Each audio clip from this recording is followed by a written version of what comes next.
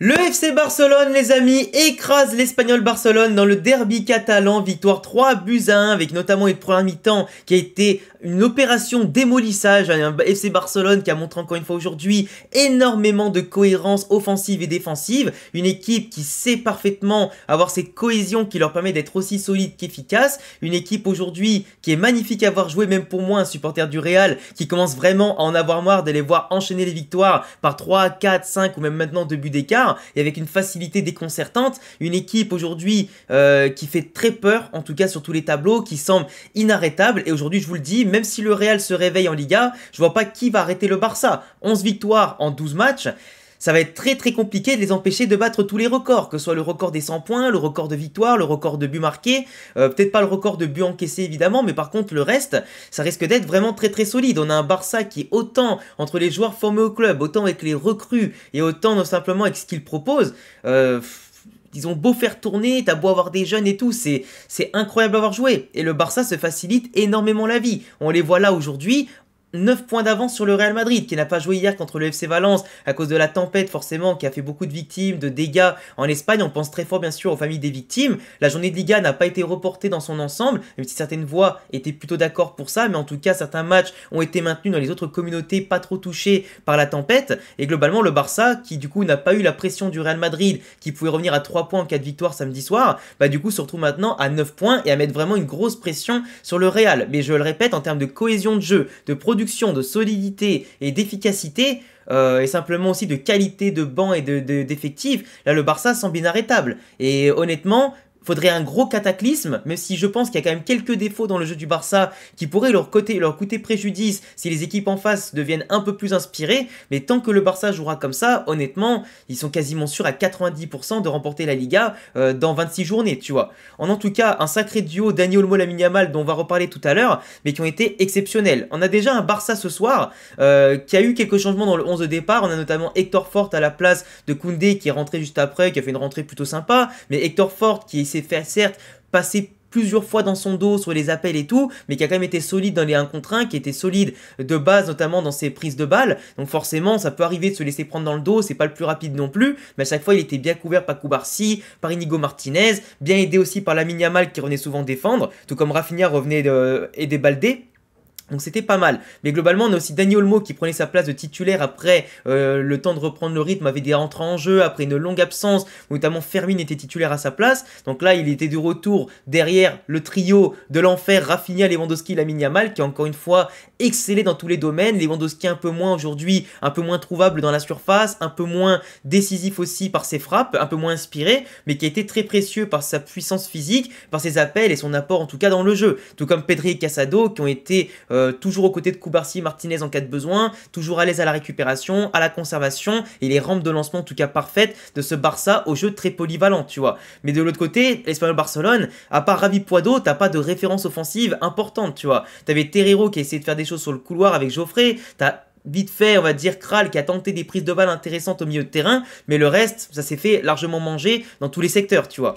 Mais sinon, pour revenir un petit peu sur le jeu principalement, dès les premières minutes, le Barça a imposé un pressing assez important. T'as 1, 2, 3, 4, 5, 6, 7, 8, 9 joueurs de l'Espagnol Barcelone bloqués dans leurs 35-40 derniers mètres, obligés de balancer les ballons devant, ça s'est vu de la 4e minute, enfin même du début du match jusqu'à la mi-temps, voire même l'heure de jeu, où le Barça était tellement haut avec Lewandowski de prime abord au pressing, Rafinha juste derrière, Dani Olmo, Pedri, Casado qui viennent directement couper les premières relances et les lignes de passe, les latéraux qui sont assez loin de leur vis-à-vis comme Baldé, mais qui peuvent anticiper justement avec plus de vitesse et d'espace les longues balles. Donc forcément aujourd'hui tout le monde était assez serein côté Barça et l'Espagnol n'arrivait pas déjà à ne pas se marcher dessus, parce que quand tu as 4 joueurs réunis sur seulement quelques mètres, comment tu veux t'en sortir et trouver des solutions équitablement et surtout normalement, parce que le Barça n'a plus qu'à bloquer une ligne et t'as bloqué les 4 joueurs en même temps, donc c'est un petit peu ridicule, tu vois. Mais sinon le Barça, tu vois, quand ils avaient la balle, directement ils trouvaient les joueurs, ils connaissent leur système de jeu par cœur, les schémas de passe par cœur, il y a du mouvement.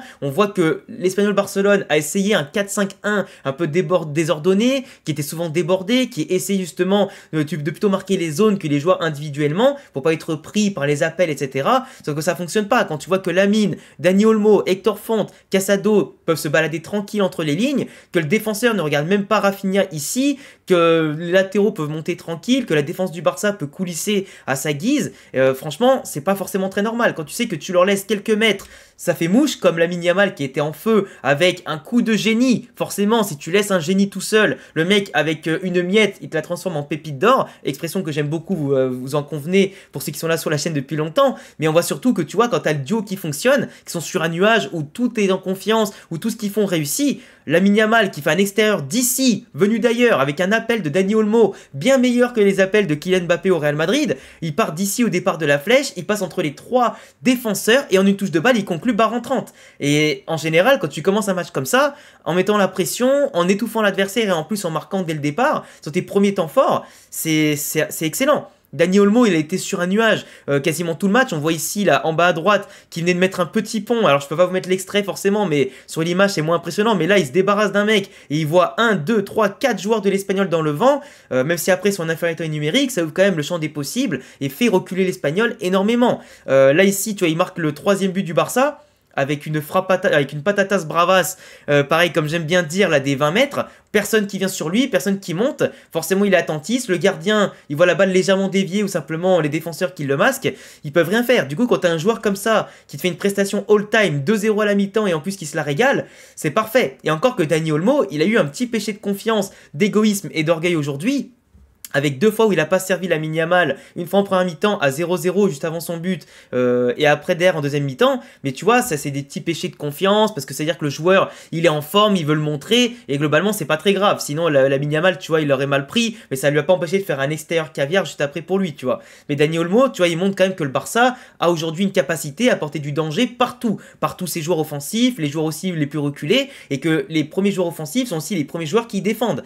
Et globalement, c'est aussi ça la force du Barça. Derrière, tu as aussi des jeunes comme Casado, Pedri, dont on reparlera un peu après, qui font, mais qu'est-ce que je peux te dire, des matchs absolument incroyables. C'est pas les joueurs les plus physiques, c'est pas les joueurs les plus impressionnants. Par contre, balle au pied, tu leur prends pas la balle. Et surtout, les mecs, ils vont au physique. Et comme en plus, ils ont la balle, ça fait qu'ils font plus courir l'adversaire et du coup ils les fatiguent. Et eux finalement, techniquement, en se retournant, en conservant et en combinant et par leurs petits mouvements intelligents, en étant plus vifs sur leurs appuis, ils les font tourner en bourrique, qui sont insaisissables les mecs. Casado qui fait un magnifique, en tout cas, long ballon pour Rafinha qui plonge ici et qui conclut. Hein, Rafinha qui est en pleine confiance pareil, qui a limite un niveau, voilà... qu'on n'imaginait pas franchement et que j'ai beaucoup aurait aimé le voir dehors pour Nico Williams, pardon, mais c'est vrai que Rafinha en ce moment il est sur un nuage. Tu marques contre le triplé contre le Bayern, but contre le Real, tu marques encore là. Enfin, qu'est-ce que tu veux dire de plus? Et comme je disais, tu vois, c'est un duo magique. Pedri, Casado, franchement, il est en train de s'imposer. Et comme tu vois, la diamant de nez d'Afonseca, Frenkie de Jong, il va falloir qu'il s'accroche pour jouer. Gavi, c'est pareil. Même si on adore Gavi, il revient des croisés et tout. Mais Frenkie de Jong, tout comme Gavi, vont devoir se battre. Et tu vois, à la différence du Real Madrid, c'est qu'au Real Madrid, on essaye trop de mettre des intouchables, on essaye trop de mettre des gars indéboulonnables. Et le problème, c'est que la concurrence, elle fait pas vraiment son rôle. Avec un entraîneur comme Ancelotti, trop conservateur, etc., trop hiérarchique, là au Barça, les jeunes, s'ils doivent prendre la place des plus vieux, ou des joueurs plus expérimentés, des joueurs plus chers, et ben ça se passe comme ça. Et tant que les mecs sont bons, ils sortent pas. Parce que tu vois, ça aurait été d'autres entraîneurs, peut-être que Casado serait retourné sur le banc dès le retour de Frenkie de Jong. Et là, finalement, non. Frenkie de Jong, il ronge son frein, il est remplaçant, certes il prend le brassard de capitaine en rentrant parce qu'il est ancien et tout, mais par rapport aux autres, mais globalement, on a quand même ce côté-là où Casado a gagné sa place et qu'il sera sûrement appelé en équipe d'Espagne en novembre, après il sera pas titulaire, mais ce que je veux dire c'est que déjà, s'imposer au Barça, c'est quelque chose d'exceptionnel. Et tu vois, quand tu vois que le Barça en plus récupère les blessés comme Fermin, De Jong, Gavi et tous les autres, Ansu Fati, etc., bah ils font peur parce que même à la 55e minute, ils peuvent se permettre justement